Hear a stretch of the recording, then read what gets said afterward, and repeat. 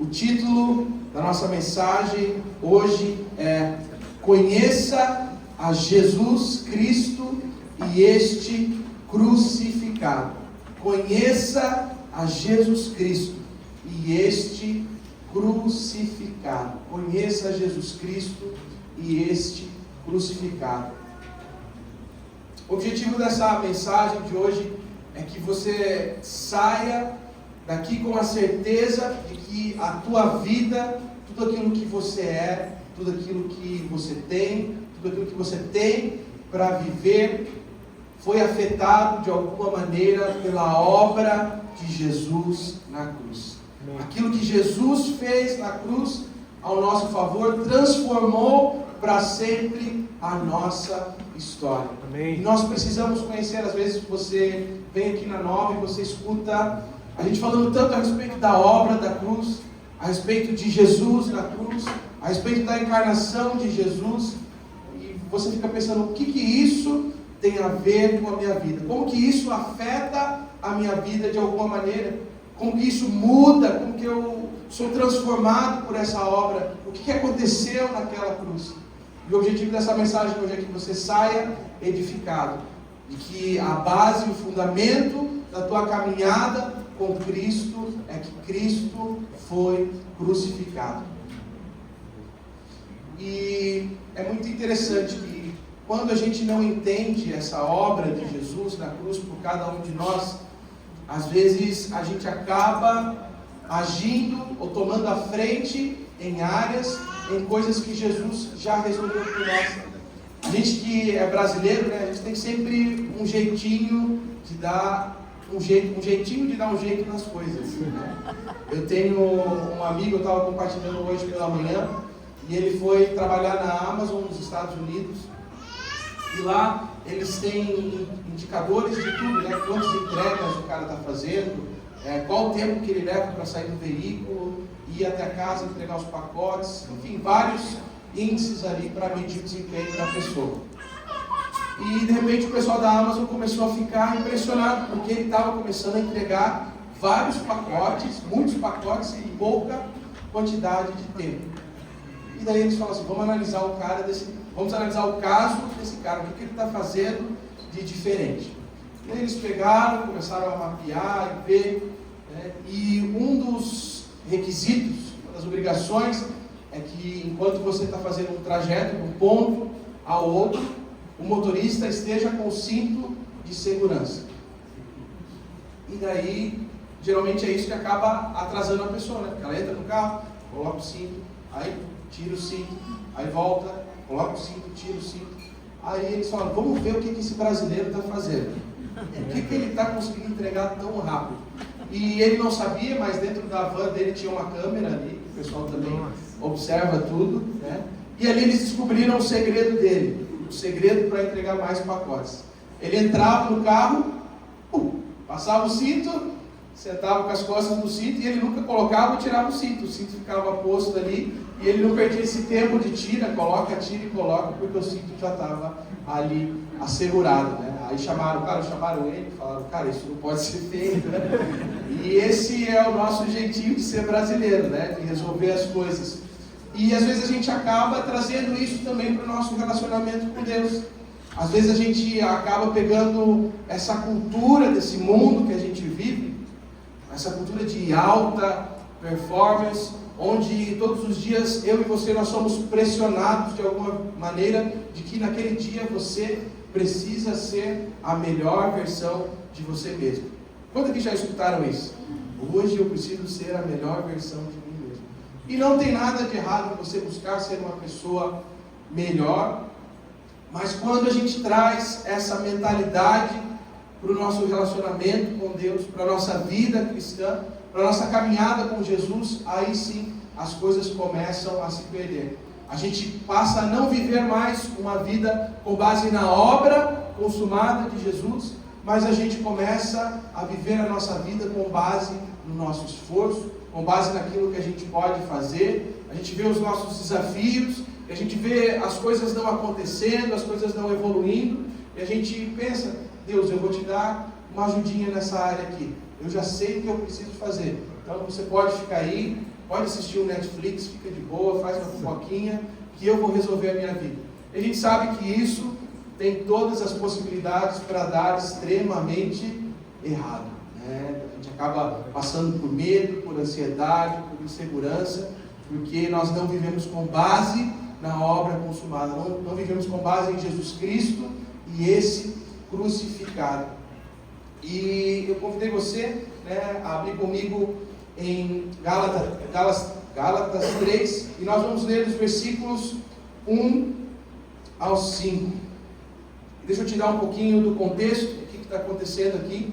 Paulo escreve essa carta aos Gálatas, porque ele fundou, ele começou essa igreja, e ele pregou a obra de Jesus, pregou Cristo e Cristo crucificado, e as pessoas depositaram a sua fé, a sua confiança nessa obra de Jesus, mas algumas pessoas, alguns judaizantes, alguns judeus que estavam ali na comunidade, começaram a falar: para vocês pertencerem à família de Deus, para vocês pertencerem ao povo de Deus, sim, é importante vocês declararem a sua fé em Jesus Cristo e esse crucificado, mas vocês também precisam fazer algo mais. Vocês precisam seguir as tradições, você precisa seguir os rituais, você precisa respeitar os dias festivos. Então o que eles estavam fazendo para essa comunidade é falar: vocês precisam de Jesus e mais alguma coisa. Jesus e algo a mais. Jesus e isso. Jesus e obedecer a Torá. Jesus e aquilo outro, para vocês se classificarem, para vocês pertencerem à família de Deus. Então Paulo escreve essa carta para responder a esse pessoal que estava tentando enganar o pessoal da Galácia. E começa assim, Gálatas 3, versículo 1, diz assim, Paulo escrevendo: ó Gálatas insensatos, quem os enfeitiçou? Não foi publicamente exposto diante dos olhos de vocês que Jesus Cristo foi crucificado?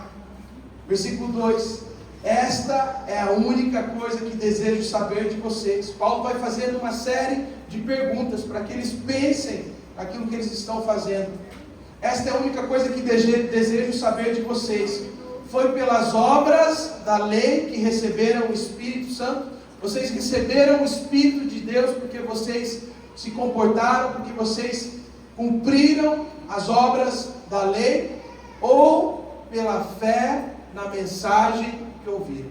Ou pela confiança na mensagem de Cristo e esse crucificado? Foi pelas obras da lei que vocês receberam o Espírito de Deus? Ou foi pela fé na mensagem de Cristo? E Paulo continua em um tom bem firme, né? Vocês são tão insensatos assim, tendo começado pelo Espírito, agora querem se aperfeiçoar pelo esforço próprio. Vocês começaram pelo Espírito de Deus, vocês depositaram a fé nessa mensagem, vocês creram no cuidado de Deus sobre suas vidas, vocês creram que Jesus é o Senhor e Salvador das suas vidas. Agora vocês querem aperfeiçoar a vida de vocês com base no esforço próprio. E olha que parece que faz sentido, né? Agora a gente recebeu, agora com o meu esforço próprio, com a minha força, eu vou ser a melhor versão cristã de mim mesmo. E Paulo está criticando essa ideia, está criticando esse comportamento duramente.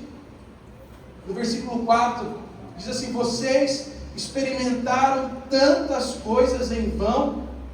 O que Paulo está falando? Pelo fato de vocês terem depositado a fé de vocês na mensagem de Jesus Cristo, vocês foram perseguidos por causa disso.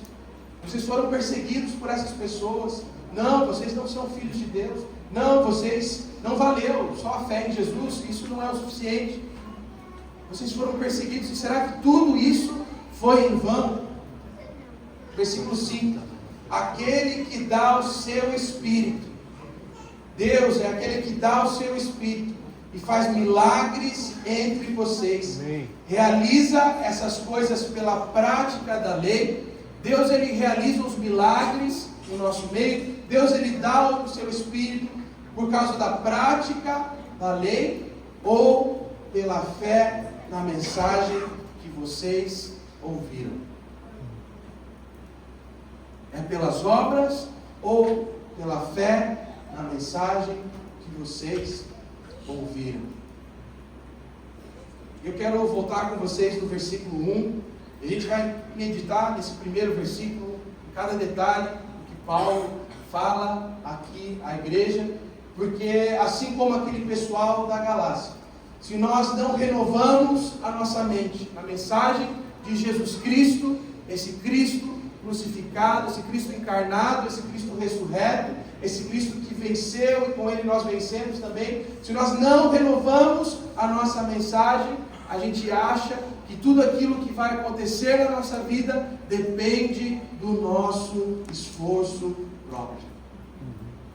A gente pode entrar numa vida de ativismo, onde eu vou servir na igreja, eu vou servir as pessoas, para que isso de alguma maneira me qualifique. A gente vai entrar numa atitude de moralismo, eu vou fazer todas as coisas certinhas para que Deus me abençoe. E você vai caindo em várias armadilhas que o inimigo tem para as nossas vidas. Então eu quero voltar com você no primeiro versículo, que diz assim: ó Gálatas insensatos, ó Gálatas insensatos, quem os enfeitiçou não foi publicamente exposto diante dos olhos de vocês, que Jesus Cristo foi crucificado. E é interessante essa primeira expressão que Paulo usa: ó Gálatas insensatos, ó Gálatas insensatos. E o que é você ser uma pessoa insensata? O que Paulo quis dizer com essa palavra insensato? É como uma pessoa que tem capacidade de pensar, uma pessoa que tem capacidade de raciocinar, de analisar as situações, de entender a situação, mas ela não usa essa capacidade para tirar as suas conclusões. Achei interessante essa definição, que diz que é uma falha culposa, é uma falha onde você tem culpa, uma falha culposa em perceber a realidade espiritual que já foi tornada evidente. É isso que Paulo está falando. Vocês estão sendo insensatos, porque Cristo e Cristo crucificado já foi exposto diante de vocês, mas vocês estão escolhendo viver uma vida com base no esforço próprio de cada um de vocês. E isso, infelizmente, pode acontecer com cada um de nós. Isso pode acontecer nas nossas vidas. Quando a gente pega a palavra de Deus, a gente consegue ver claramente que nós fomos perdoados através do sacrifício de Jesus. Amém. Nós fomos perdoados de todos os nossos pecados. Aleluia. Mas se a gente não renova a nossa mente nessa verdade, de repente você está se sentindo condenado, de repente você está sentindo que você precisa pagar um preço para merecer esse perdão de Deus, e você volta a agir como um insensato. A gente olha para a palavra de Deus e a gente vê que em Jesus nós fomos abençoados com toda sorte de bênção. Amém. Mas o que acontece? A gente não vê as coisas acontecendo, a gente deixa que as circunstâncias governem a nossa vida, a gente deixa que os desafios governem o nosso relacionamento com Deus, e de repente a gente se encontra num lugar onde eu estou fazendo isso porque eu preciso merecer as bênçãos de Deus. A gente olha para a palavra e a gente vê que nós somos filhos e filhas amadas incondicionalmente por esse Deus maravilhoso, mas se a gente deixa de renovar a nossa mente nessa verdade, a gente vai caindo para um lugar onde nós pensamos que nós podemos conquistar esse amor de Deus, que nós pensamos que nós podemos pagar esse amor de Deus, que se eu fizer isso e aquilo outro, talvez Deus vai me amar mais, talvez Deus vai me favorecer mais. E nós passamos a agir como pessoas insensatas. A palavra insensato, ela é frequentemente associada a ideias de obstinação, autossuficiência e dureza de coração. Em outras palavras, é a gente ter a ousadia de virar para Deus e falar assim: Deus, eu sei mais que você. Eu sei o que precisa ser feito.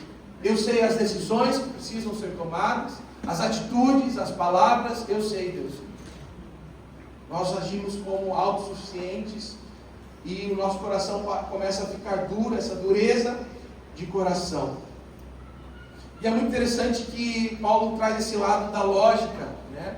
Se você ser insensato, você não usar a lógica, você não usar o seu raciocínio para viver aquilo que já foi exposto claramente diante de nós. E às vezes a gente critica, né? Não, você não pode agir só com base no racional, com base no intelecto. Mas eu quero esclarecer com vocês nessa noite que a nossa fé, a fé que nós temos em Jesus, ela não é uma fé cega. Ela não é uma fé ilógica. Tem muita gente que pensa, você vai entrar para uma igreja, você vai começar a seguir o que eles dizem e você vai passar por uma lavagem cerebral. E eles vão controlar você, eles vão pedir o seu dinheiro, eles vão entrar na sua vida e controlar as suas decisões. E muita gente pensa que é isso, né? Que o Evangelho, se você se torna uma pessoa em que a gente pega o teu cérebro aqui e joga ele para fora, né? E agora você vive controlado por aquilo que nós dizemos. Muita gente tem esse temor no coração, mas a fé, ela não é cega, a fé ela não é ilógica. Deus ele deu raciocínio, Deus ele deu entendimento, Deus ele deu intelecto para cada um de nós, para que nós possamos raciocinar, para que nós possamos entender as coisas que nós cremos. E o apóstolo Pedro, ele escreve isso de uma maneira muito clara, em 1 Pedro, no capítulo 3, no versículo 15, 1 Pedro, no capítulo 3, no versículo 15, diz assim: antes santifiquem Cristo como Senhor em seu coração. Em outras palavras, declarem Jesus Cristo como Senhor das suas vidas. Declarem Ele como aquele que reina, que governa a sua vida. E aqui está a segunda parte do versículo que nos interessa mais. Diz assim: estejam sempre preparados. Eu e você, nós precisamos estar sempre preparados para responder a qualquer pessoa que pedir a razão da esperança que há em vocês. Estejam sempre preparados para responder a qualquer pessoa que pedir a razão da esperança de vocês. Qual é o motivo? Qual é a razão de que você está vivendo? Eu sei o que você está vivendo, eu sei o que você está passando, e você consegue chegar com alegria, você consegue chegar com um sorriso no seu rosto, você consegue passar paz para o ambiente. Eu sei que você está passando por batalhas duras, mas qual é a razão, qual que é o motivo dessa sua esperança? A nossa fé, ela não é uma fé cega, ela não é uma fé ilógica, ela tem um fundamento, e o fundamento é Jesus Cristo e este crucificado. Eu e você, nós somos dotados por Deus de uma mente racional, para que a nossa fé não seja cega, mas consciente e fundamentada na verdade. Sim. O meu e o teu papel é buscar e alinhar a nossa vida às verdades de Jesus. Amém. Eu e você, nós precisamos mergulhar na palavra, nós precisamos pedir ao Espírito Santo de Deus que nos revele. Só Ele pode nos revelar as verdades que constam nessa palavra. Só Ele pode abrir a nossa mente, abrir o nosso coração e falar e depositar essas crenças, essas verdades no nosso coração. E assim que Ele vai depositando, a gente vai vivendo em cima dessas verdades. Não fomos chamados para viver de maneira insensata. Aleluia. Será que você pode virar aí para a pessoa que está do teu lado e falar: não viva de forma insensata. Não viva de forma insensata.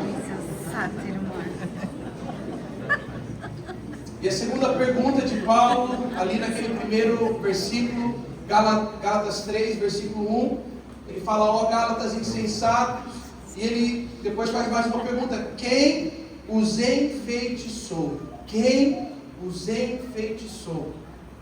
E essa palavra, quando a gente começa a estudar o significado dela, o que é ser enfeitiçado? É exercer um poder maligno sobre alguém, ou seja, enfeitiçar alguém para que não pudesse mais pensar e agir de acordo com a razão. A pessoa passa a não mais a agir de acordo com a razão. A pessoa, ela fica insensata, como nós vimos. Ela não usa o intelecto dela para discernir, né? É uma força que cativa, que apela para a vaidade e o egoísmo de alguém. E quando eu estava estudando, eu lembrei de 2 episódios onde isso acontece de maneira evidente e clara na palavra de Deus. São 2 encontros entre o homem e a serpente. Entre o homem e a serpente. 2 encontros entre o homem, que representa toda a humanidade, e a serpente, que representa o inimigo. Esse primeiro encontro a gente tem ali em Gênesis 3, que é Adão e Eva perante a serpente. E eles são enfeitiçados pelas palavras da serpente. A serpente vem e começa a falar no ouvido deles: ah, se vocês comerem desse fruto que Deus proibiu, vocês serão como Deus. E eles vão dando ouvidos a essa palavra, e eles não colocam mais a razão para funcionar, eles são enfeitiçados por essa palavra, e a gente sabe que eles vão lá e desobedecem a Deus. Eles caem nas mentiras, no feitiço da serpente. Mas nós também temos um segundo encontro entre o homem e a serpente, entre o homem que representa toda a humanidade e essa mesma serpente. E esse homem foi Jesus Cristo. Jesus Cristo foi levado ao deserto, conduzido ao deserto pelo Espírito Santo por 40 dias, e ali ele foi tentado por essa serpente, que também veio trazendo sussurros e mentiras a respeito, para que Jesus caísse nessas ciladas do inimigo. Mas nós vemos que Jesus, ele não se deixou ser enfeitiçado. Jesus não deixou que as palavras da serpente bloqueasse o seu racional, bloqueasse a sua maneira, a sua razão. E nós vemos que Jesus, ele usa a palavra de Deus para responder às mentiras do inimigo. E é isso que eu e você, nós precisamos fazer na nossa vida. Como nós vimos agora anteriormente, que a gente precisa renovar a nossa mente nas verdades, buscar essas verdades e alinhar a nossa vida com as verdades do Evangelho de Jesus Cristo. Quando essa serpente vem nos tentar, quando essa serpente vem com mentiras sobre a nossa vida, a gente está cheio da palavra para responder e não cair nessas mentiras. O apóstolo Pedro também escreve na sua carta, 1 Pedro, no capítulo 5, a gente vai ler dos versículos 8 ao 11, retratando esse inimigo que está ao nosso derredor. Eu vou ler numa versão um pouco diferente, na versão A Mensagem, e diz assim: tenham uma mente tranquila. Tenham uma mente tranquila, mas estejam sempre atentos. Não deixe que a serpente enfeitice vocês. Tenham uma mente tranquila, Deus está no controle, mas estejam atentos às investidas da serpente sobre a vida de vocês. O diabo, a serpente, está querendo atacar e não quer outra coisa senão apanhar vocês desprevenidos. Quando a gente baixa a guarda, a gente começa a dar ouvido à voz do inimigo. O que Pedro fala? Não baixem a guarda. Vocês não são os únicos a enfrentar momentos difíceis. Quantos aqui estão enfrentando momentos difíceis? Quem não levantou a mão? Depois a gente vai se aconselhar com vocês. Vocês não são os únicos a enfrentar momentos difíceis. Acontece o mesmo com muitos cristãos ao redor do mundo. Então Pedro vem e fala: por isso, fiquem firmes aonde? Na fé, na mensagem de Jesus Cristo e esse crucificado. O sofrimento não vai durar para sempre. Não na presença de um Deus generoso que tem grandes planos para nós em Cristo, planos eternos e gloriosos. Ele vai conservá-los unidos e firmes para sempre. Deus tem a última palavra. Sim, Ele tem. Amém?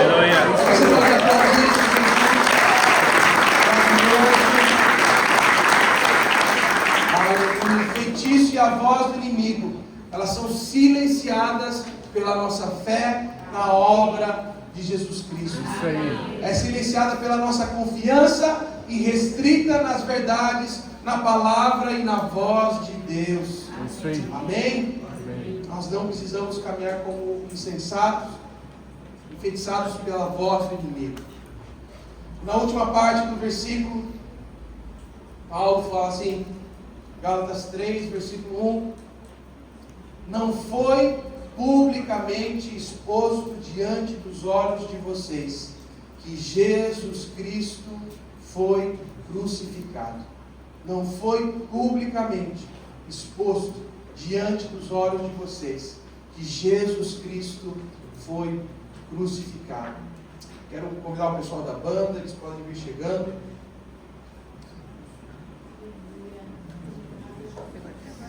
E talvez a gente está falando aqui tanto a respeito desse Jesus Cristo, e esse Jesus Cristo crucificado, e você ainda está com essa pergunta no teu coração: por que Jesus teve que ser crucificado?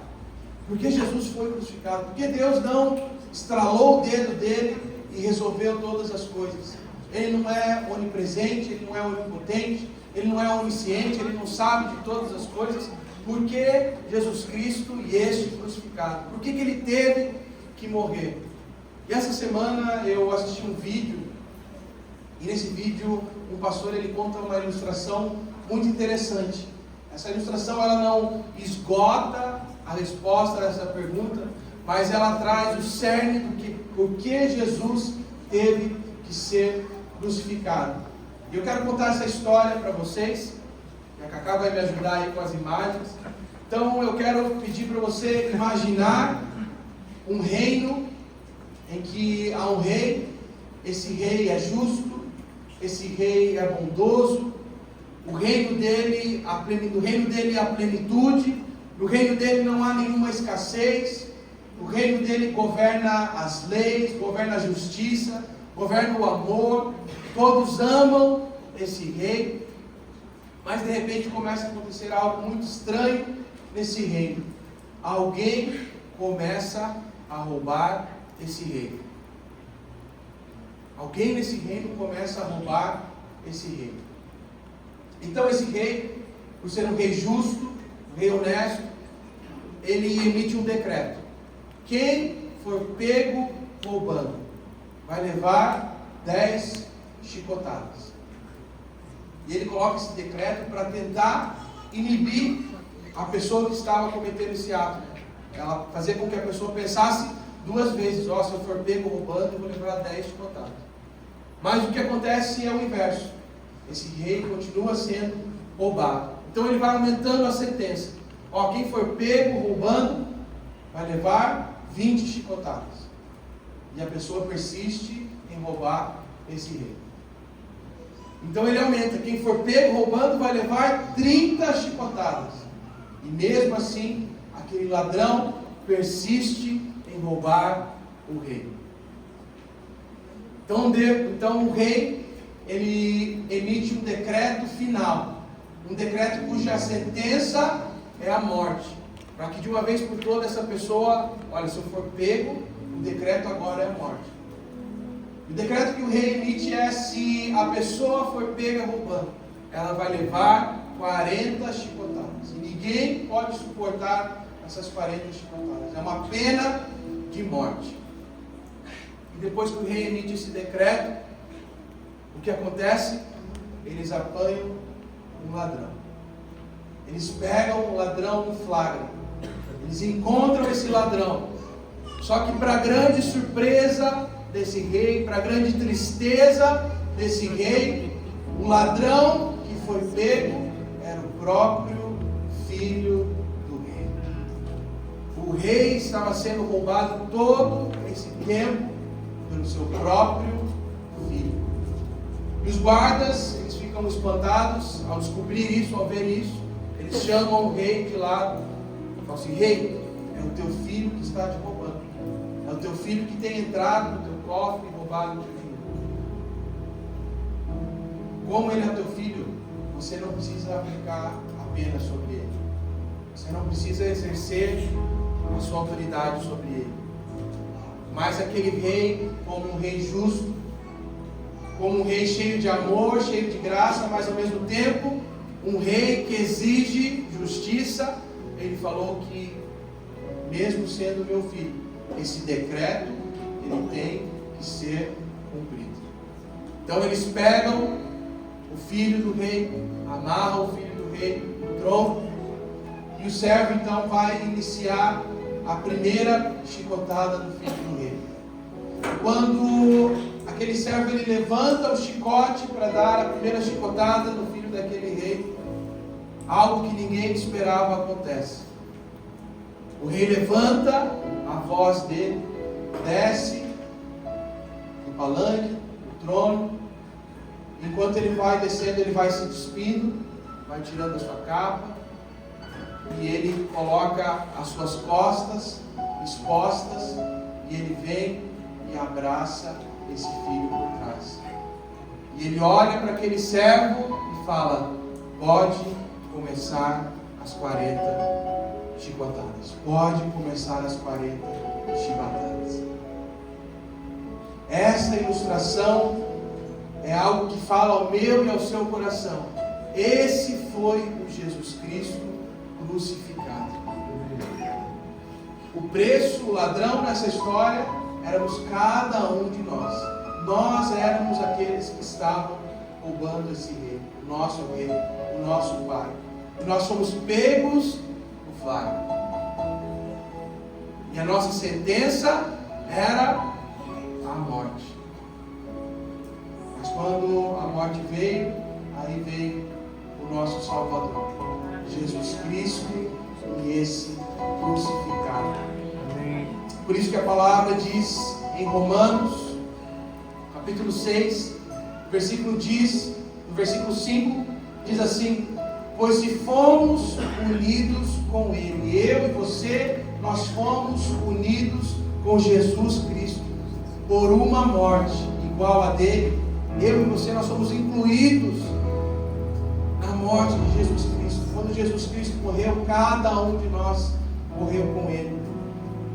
Assim também seremos unidos com Ele por uma ressurreição igual a Ele. Amém. Qual parte nossa morreu junto com Jesus? Versículo 6 deixa isso claro.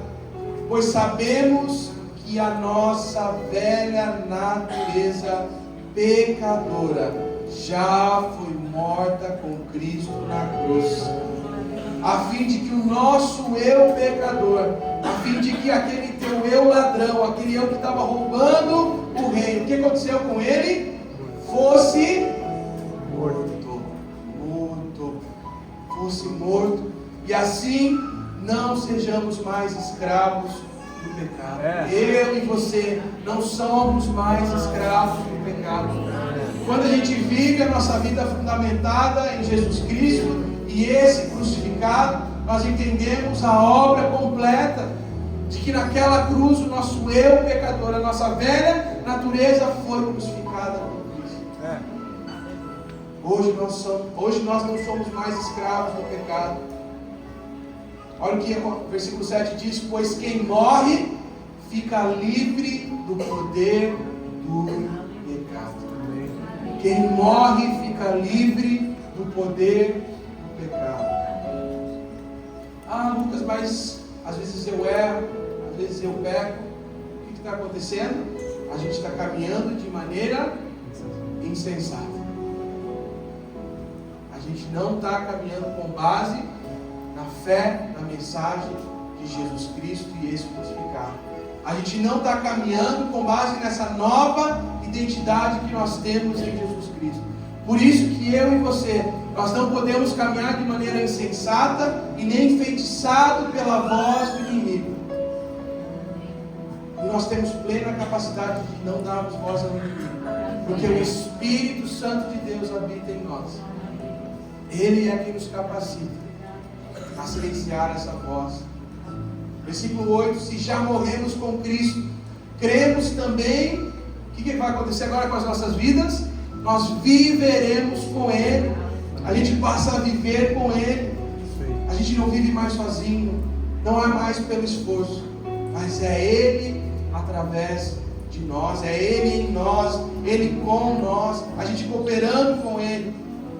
Sabemos que Cristo foi ressuscitado e nunca mais morrerá, pois a morte não tem mais poder sobre Ele. Versículo 10: a sua morte foi uma morte para o pecado e valeu de uma vez por todas. Por isso que eu e você, nós somos perdoados de uma vez por aqueles que estão em Cristo Jesus. Não tem mais condenação sobre a sua vida, porque nós fomos perdoados de uma vez por todas. Aleluia. Vamos declarar isso para o outro. Vira para a pessoa aí que está do teu lado e declare isso sobre ela. Você foi perdoado de uma vez por todas. Você foi perdoado de uma vez por todas. Viva com base nesse perdão, viva com base nessa nova identidade. Nós somos criados para boas obras em Cristo Jesus. Amém? E a vida que Ele vive, a vida que Jesus vive agora, é uma vida para Deus. Jesus vive uma vida para Deus. E o versículo 11 fecha com chave de ouro. Assim como Jesus vive uma vida para Deus. Versículo 11: assim também vocês devem se considerar mortos para o pecado, mas por estarem unidos com Jesus Cristo, devem se considerar vivos para Deus. Vocês devem viver a boa vida que Deus criou para que vocês vivessem. Vocês devem viver a vida em dependência desse Deus maravilhoso, das boas obras que Ele criou para você. Essas boas obras vão muito além do que a gente experimenta no material. Às vezes a gente escuta isso, né, de vida abundante, de boas obras, e a gente começa só a pensar nas coisas materiais. Eu estou precisando de uma casa nova, de um carro novo. E sim, Deus nos abençoa em todas essas áreas. Mas o que há de mais precioso para que eu e você, nós vivamos, é o dia em que eu e você, através do Espírito em nós, através de Jesus em nós, a gente começa a impor as nossas mãos sobre os enfermos e eles são curados pelo poder do Espírito de Deus em nós. Quando nós somos impelidos pelo Espírito de Deus a compartilhar esse Jesus Cristo maravilhoso, que tomou o nosso lugar na cruz e que também tomou o lugar de cada pessoa que está lá fora. Quando a gente compartilha essa mensagem e pessoas são salvas, pessoas são entregues, não há nada melhor que isso, é o propósito da nossa existência.